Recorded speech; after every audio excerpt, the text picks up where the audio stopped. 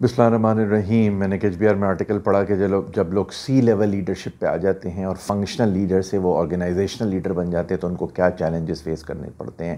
تو اس میں 7 سائزمک شفٹس کا ذکر ہے. تو اب اس والی ویڈیو میں پوائنٹ نمبر 3 جو اس نے بتایا اس کے بارے میں بات کرنا چاہتا ہوں، جس میں اس نے کہا کہ جب آپ سی لیول لیڈرشپ پہ آ جاتے ہیں، رول پہ آرگنائزیشن لیڈر بن جاتے ہیں، تو آپ کو فرام ٹیکٹیشین ٹو اسٹریٹجسٹ بننا پڑتا ہے. اچھا، جو ٹیکٹیکل اسٹریٹجیز ہوتی ہیں دے آر ویری سیڈیوسو. لوگ بولتے ہیں آپ یہ کریں گے تو یہ رزلٹ آ جائے گا، یہ کریں گے تو مختلف جو فورسز ہیں، various function of the company, وہ اپنے ٹیکٹیکل، لیکن آپ کو کیا کرنا پڑتا ہے؟ آپ کو بگر پکچر دیکھنی پڑتی ہے کہ اوور آل ٹھیک ہے، یہ بڑا انسیڈنٹ بڑا اچھا تو لگ رہا ہے، اس سے رزلٹ بھی آ جائے گا اور شارٹ ٹرم میں کچھ جو ہے نا میرا ایک فنکشن ڈیلیور بھی کر لے گا. لیکن اگر وہ overall bigger picture of the organisation, لیکن آپ نے کیا کے ساتھ سیٹ ہونا ضروری ہے. اوور آل جو آرگنائزیشن کا ڈائریکشن ہے ایز اے ہول، اس کے ساتھ اس کو صحیح ہونا ضروری ہے. تو اس میں 3 انسائٹس دی ہیں کہ وہ کیسے آپ بنے فرام ٹیکٹیشین سے اسٹریٹجسٹ کے اوپر کیسے آئیں. ایک اس نے کہا ہے جس کو ڈائمنشن، جس کو کہتا ہے لیول شفٹنگ.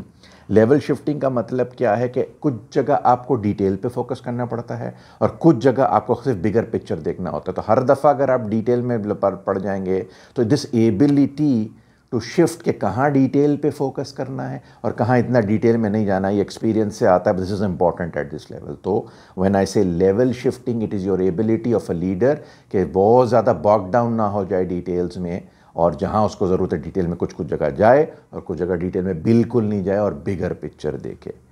دوسرا پوائنٹ اس میں اس نے بتایا ہے کہ پیٹرن ریکگنیشن، کہ بہت سارے پیٹرنز کو کرے، کہ کاز اینڈ ایفیکٹ کے پیٹرنز کو دیکھے کہ ویریس جو بزنس میں کمپلیکس فورسز ہیں اس میں کیا کرنے سے کیا ہو رہا ہے، what are the various patterns کو ریکگنائز کرنے کی کوشش کرے کہ کیا چیزیں جب موو ہو رہی ہیں تو اوور آل آرگنائزیشن اور اس کی کمپلیکسٹی میں کوئی پیٹرنز اگر اس کو نظر آ رہے ہیں تو اسٹریٹیجکلی لانگ ٹرم میں اس کے اثرات کیا ہوں گے، اس کے اوپر فوکس کرے.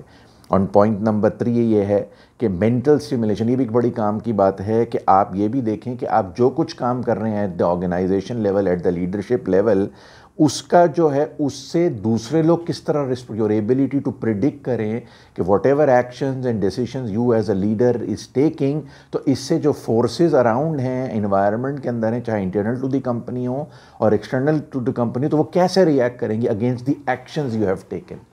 نے کہا ہے mental stimulation.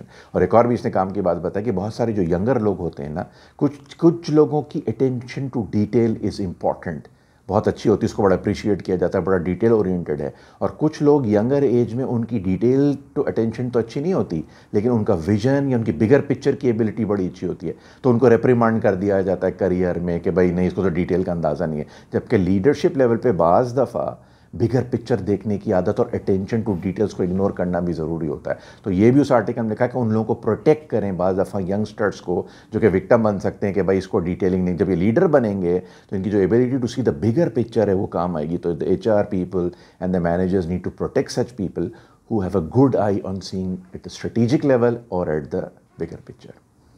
Thank you very much.